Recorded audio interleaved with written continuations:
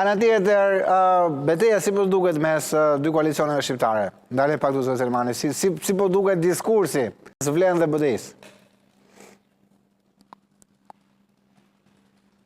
Okej, ka një shkputje të vogël, duke telefonuar ndoshta zoti Selmani dhe prandaj ndërpritet sinjali. Po, dakor, se pat tani është. S'ka problem, se gjëra që ndodhin. Po, tani jemi në rregull. Po, besojmë dëgjoni dhe ne ju dëgjojmë. Atëherë, do dojë një analizë tuajën, zoti Selmani, të asaj çfarë diskursi kanë pasur forcat politike shqiptare gjatë kësaj fushate, cili ka qenë le themi fokusi i tyre, a ka qenë fokusuar te problemet e qytetarëve më së shumti apo kanë qenë fokusuar tek kritikat që i bëjnë njëra tjetrës. Besojmë njëherë dhe kem sërish zotin Bashkim Selmani në këtë bisedë nga Maqedonia e Veriut.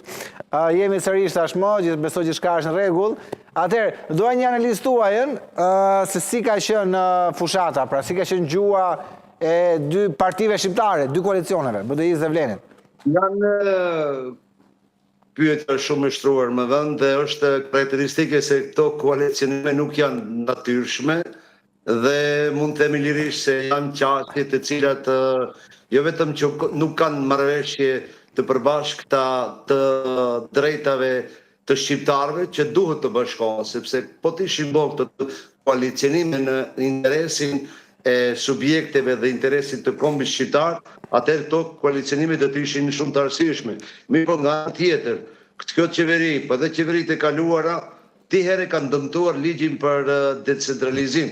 Për arsye se po ti bashkonte autonomia fiskale ose paraja atë sa qytetarët japin, dhe të bashkoheshin për të realizuar të drejta, fatkeqësisht asnjëra nga këto subjektet nuk e ka shtillën bazë për të ndihmuar gjendjen e rëndë të qytetarëve, për arsye se varfëria dhe borxhi publik që aktualisht ka varfëruar qytetarën, për të njëjtën gjë që themi ne këtu së bashku është ikja dhe shpopullimi i qytetarëve, dhe nga ana tjetër në fushatën elektorale nuk shohim programe se si do të zgjidhen ose minimizohen strategjitë për të varfëruar, për të ndihmuar ose minimizuar varfërinë. Nga ana tjetër, ministri e Financave në korrik doli dhe tha që buxheti shtetëror, devizor i shtetit është mbushur nga diaspora shqiptare me 4.2%, dhe nga ana tjetër këto para investohen në Maqedoninë jo veri perindimore, dhe nga ana tjetër nuk trajtohen qytetarët ose diaspora që u fshi edhe nga çështje që kanë bëjnë drejt për së drejti me këto interesat publike.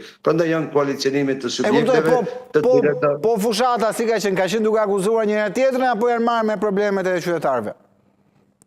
Po këto që e them unë argumentojmë se ajo nuk është fushatë për interesin e qytetarëve, por thjesht është fushat personale dhe dishoj se është një marrëveshje maqedone shqiptare të cilat paraprakisht mund të kenë marrëveshje se si t'i japin kahje duke ikur rastit të Koçanit dhe shumë rasteve të tjera të cilat janë tragjedi për interesin e përgjithshëm dhe japin kahje publike ndërpersonale, por jo për interesin e përgjithshëm qytetarëve publik, për arsye se janë zgjedhje lokale dhe duhet të flitet për problemet lokale. Ju kuptoj, si parashikoni ditën e zgjedhjeve të fushatën, mendoj të ketë tensione nga një analizë që mund të bëhet, si do të jetë situata?